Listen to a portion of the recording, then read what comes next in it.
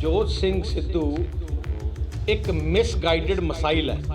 ਜਿਹੜੇ ਸੁਖਬੀਰ ਬਾਦਲ ਤੈਨੂੰ ਤਕਲੀਫ ਹੋ ਰਹੀ ਹੈ ਨਾ, ਮਿਰਚਾਂ ਲੜਦੀਆਂ ਬਿਜਲੀ ਦੇ ਬਿੱਲ ਵਾਲੀਆਂ, ਤਾਂ ਮੈਂ ਬੜਾ ਕਲੀਅਰ ਕਰਦਾ ਕਿ ਸਾਡੇ ਕੋਲ ਹਰਾਮ ਦੇ ਪੈਸੇ ਨਹੀਂ ਤੇਰੇ ਵਰਗੇ।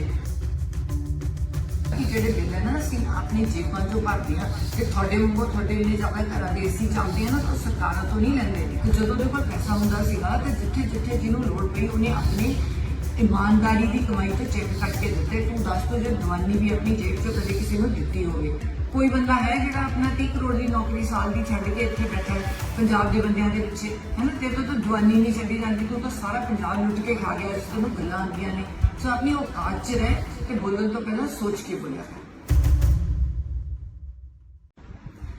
ਜਿਹੜੇ ਸੁਖਬੀਰ ਬਾਦਲ ਤੈਨੂੰ ਤਕਲੀਫ ਹੋ ਰਹੀ ਹੈ ਨਾ, ਮਿਰਚਾਂ ਲੜਦੀਆਂ ਬਿਜਲੀ ਦੇ ਬਿੱਲ ਵਾਲੀਆਂ, ਤਾਂ ਮੈਂ ਬੜਾ ਕਲੀਅਰ ਕਰਦਾ ਕਿ ਸਾਡੇ ਕੋਲ ਹਰਾਮ ਦੇ ਪੈਸੇ ਨਹੀਂ ਤੇਰੇ ਵਰਗੇ, ਹੈ ਨਾ। ਜਿਵੇਂ ਤੂੰ ਹਰਾਮ ਦੇ ਪੈਸੇ ਕਮਾਏ ਹੋਏ ਆ, ਬੜੀ ਇੱਜ਼ਤ ਨਾਲ ਰੋਟੀ ਕਮਾਈ ਦੀ ਹੈ, ਤਨਖਾਹ ਜੋ ਗੁਜ਼ਾਰਾ ਕਰੀਦਾ। ਤੇ ਜੇ ਸ਼ੋਰੂਮ ਦੇ ਕਿਰਾਏ ਆ ਰਹੇ ਸੀ ਨਾ, ਤੇ ਇਹ ਆਪਣੀ ਕਰੋਨਾ ਦਾ ਟਾਈਮ ਸੀਗਾ ਜਦੋਂ ਚਲੋ ਰੈਂਟਲ ਇਨਕਮ ਬੰਦ ਹੋ ਗਈ ਤੇ ਬੰਦਾ ਔਖੇ ਹੋ ਕੇ ਵੀ ਗੁਜ਼ਾਰੇ ਕਰ ਰਿਹਾ ਤੇ ਆਪਣੇ ਘਰਾਂ ਦੇ ਉੱਤੇ ਸੋਲਰ ਲਾਏ ਹੈ। ਤੇ ਅੱਜ ਤੱਕ ਨਹੀਂ ਜ਼ਿੰਦਗੀ 'ਚ ਹੋਇਆ ਕਿ ਜਿਹੜੇ ਬਿੱਲ ਹੈ ਨਾ ਅਸੀਂ ਆਪਣੀ ਜੇਬਾਂ 'ਚੋਂ ਭਰਦੇ ਹਾਂ, ਤੇ ਤੁਹਾਡੇ ਵਾਂਗੂ ਤੁਹਾਡੇ ਇੰਨੇ ਜ਼ਿਆਦਾ ਘਰਾਂ ਦੇ ਏਸੀ ਚੱਲਦੇ ਆ ਨਾ, ਤਾਂ ਸਰਕਾਰਾਂ ਤੋਂ ਨਹੀਂ ਲੈਂਦੇ। ਜੇ बीमार हुए ना तो अपना इलाज भी अपने पैसों तो कराया। जे सैर सपाटे ते गए तो एलटीसी भी नहीं लेती, अपने पैसों तो गए।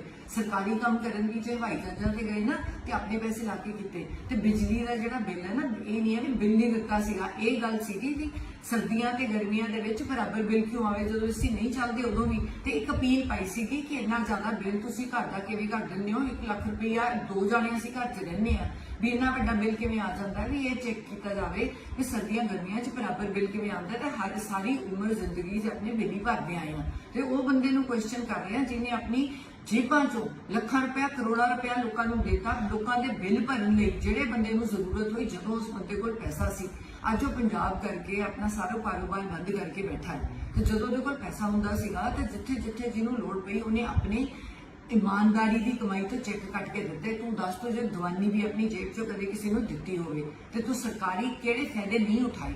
थोड़े घरां दे घरदियां दे जदों इलाज होए ना, तुसीं अपने करोड़ां रुपया दे बिल कढ लो जिहड़े तुसीं सरकार दे खाते तो खादे हैं। तुसीं तां प्रोग्राम करदे हो तां भी सरकारी खाते चों करदे हो, ते असीं तां कदे सरकारी पैसा नहीं मंगिया। ते इह जिहड़ी अपील पाई सी ना ऑलरेडी क्लीयर हो गई है, एनू मन भी गए हैं ਜਿਹੜੇ ਬਿਜਲੀ ਬੋਰਡ ਵਾਲੇ ਹੈ। ਤੇ ਜਿਹੜਾ ਰੈਸਟ ਆਫ ਦ ਪੇਮੈਂਟ ਉਹ ਤੁਸੀਂ ਕਰਨੀ ਹੈ। ਅਸੀਂ ਕਹਿੰਦਾ ਬਿੱਲ ਅੱਜ ਤੱਕ ਨਹੀਂ ਭਰਿਆ, ਤੇ ਤੂੰ ਉਹਦੀ ਪਰਵਾਹ ਨਾ ਕਰ। ਤੂੰ ਇਹ ਪਰਵਾਹ ਕਰ, ਤੂੰ ਆਪਣੀ ਜੇਬ ਚੋਂ ਕਦੇ ਕਰੋਨਾ ਵਾਲਿਆਂ ਨੂੰ ਦਵਾਨੀ ਦਿੱਤੀ। ਸਾਡੇ ਕੋਲ ਤਾਂ ਜਿੰਨਾ ਪੈਸਾ ਸੀ ਅਸੀਂ ਆਪਣੀ ਬੈਂਕਾਂ ਦੇ ਪੈਸਿਆਂ ਚੋਂ ਕਢਾ ਕੇ 8 ਮਹੀਨੇ ਦਾ ਰਾਸ਼ਨ ਕਰੋਨਾ 'ਚ ਘਰਾਂ 'ਚ ਪਹੁੰਚਾਇਆ ਲੋਕਾਂ ਦੇ। ਤੂੰ ਦੱਸ ਤੂੰ ਕੀ ਕੀਤਾ?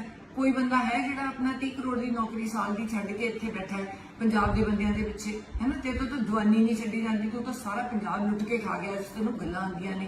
सो अपनी औकात च रह ते बोलण तो पहला सोच के बोलिया कर। ये वो नवजोत सिद्धू है जिन्हें जो अमृतसर गए सी ना MP बन के, तो 1.5 करोड़ अपनी जेब चो दिता सी हरियाली लई, पेड़ पौधे लाने लई। अपनी नेक कमाई चो 25 लाख किसानों के जो अग लग गई सी ना, उत्थे दिता सी। मैं ना अचानक अपोलो हस्पताल दाखिल हो गई, उत्थे 3 मरीज मेरे को आए जिन्हों के ऑपरेशनों के लिए 25-25 लाख उन्हें बिना दसे घर तो अपनी जेबां चो दिते। मुड़ के उन्हें अजमेर औलख जी नूं 8 लाख का चैक उत्थे दे के आए। शहीद भगत सिंह दे उत्थे बिजली का बिल नहीं सी भरिया होया, 2.5 लाख उत्थे अपनी जेब चो दे के आए।